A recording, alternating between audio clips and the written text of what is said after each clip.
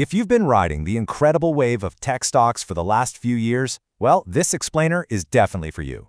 We're going to talk about a potential risk that's probably not on your radar yet, a concept called the data wall. We'll break down what it is and, more importantly, what it could mean for your investments. So let's just dive right in, shall we? Think about your investment portfolio for a second. If you're picturing just a handful of big tech names making up the bulk of it, you are not alone. And that's exactly why we need to have this conversation. To really wrap our heads around this, let's start with an analogy you'll get right away. Think about a hit TV show.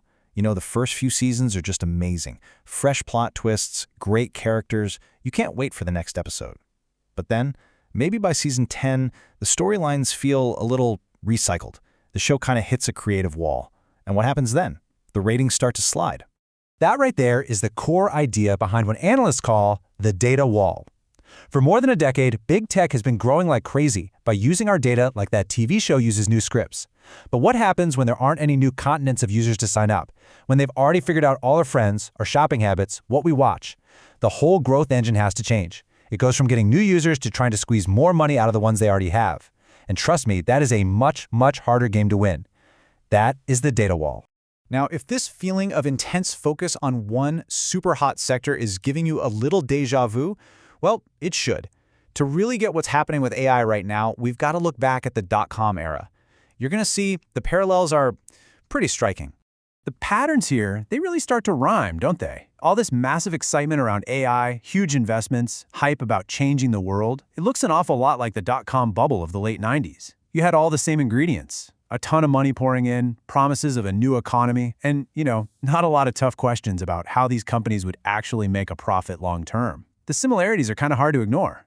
And listen, this isn't just some theory. We've seen this movie before. The dot-com crash shows you just how fast the mood can change. The Nasdaq hit its all-time high in March of 2000. Just 2.5 years later, it had lost nearly 78% of its value. 78%! Millions of people who had everything tied up in tech stocks saw their savings just get wiped out. It's a really sobering reminder of what can happen when you bet it all on one part of the market.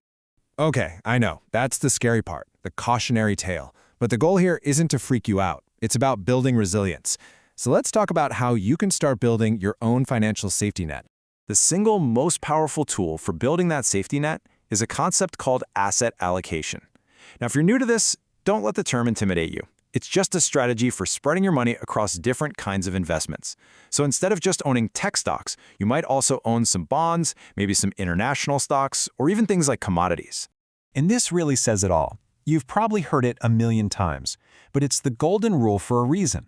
Investing always has risk. There's no way around that, but you can absolutely manage it. Asset allocation is just the smart way of not putting all of your eggs in one basket. So if one basket, say tech stocks, takes a big hit, your other baskets, like your bonds or global funds, are there to help protect your savings. So what could this look like in the real world? Here's a sample portfolio.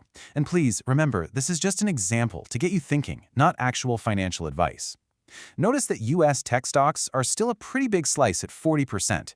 This is not about ditching tech altogether, it's about balancing it. This portfolio also has global funds to get some international flavor, bonds to add stability, and even a piece for gold or commodities, which tend to act differently than stocks. This is what a more balanced approach could look like. All right, theory's great, but how do you actually do this? How do you get from where you might be today to something more balanced? Let's get really practical here and walk through a simple 3-step action plan you can use.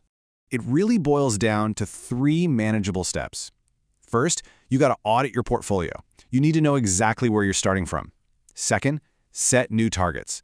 This is where you figure out what your ideal balanced portfolio actually looks like for you. And third, rebalance methodically. This is the crucial part, where you take slow, steady steps to get closer to your goal. And to help you with that first step, here's a little checklist. Don't just guess how much tech you own, do the math. List out your individual stocks, sure, but here's the part a lot of people miss. You have to check the tech percentage inside your index funds.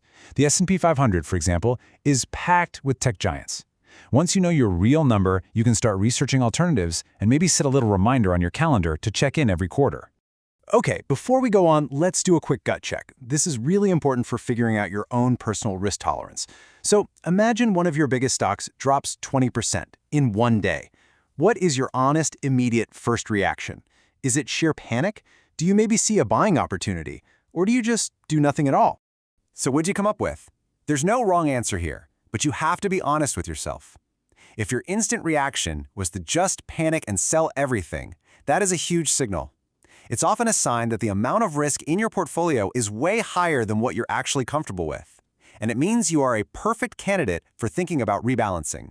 And, that feeling of panic brings us to what might be the most important part of this whole conversation. Because the best investment plan in the world is totally useless if you abandon it the second things get a little choppy. So let's talk about building a resilient investor mindset. I love this quote from Warren Buffett because it just nails it. Market downturns are a feature, not a bug. They're going to happen. The entire game is having a plan that lets you stay patient when everyone else is panicking. And a well-diversified portfolio is your best tool for staying patient because no single downturn is going to wipe you out. So let's just boil it all down. The three biggest threats to your long-term success aren't some complex financial instrument you've never heard of. They are, number one, overconcentration, having way too much risk in just one area. 2, the data wall, this idea that today's market leaders could hit a growth ceiling. And number 3, and this is the big one, letting your own emotions, fear, and greed make your decisions for you.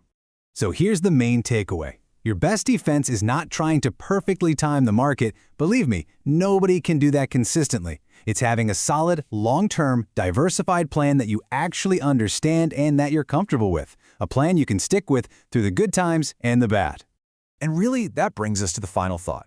The market is always evolving. Tech will change, new leaders will emerge, the economy will shift. The most important question isn't what's the market going to do next week, but rather, is my portfolio built with the kind of resilience and balance it needs to evolve right along with it? Thanks so much for joining us for this explainer.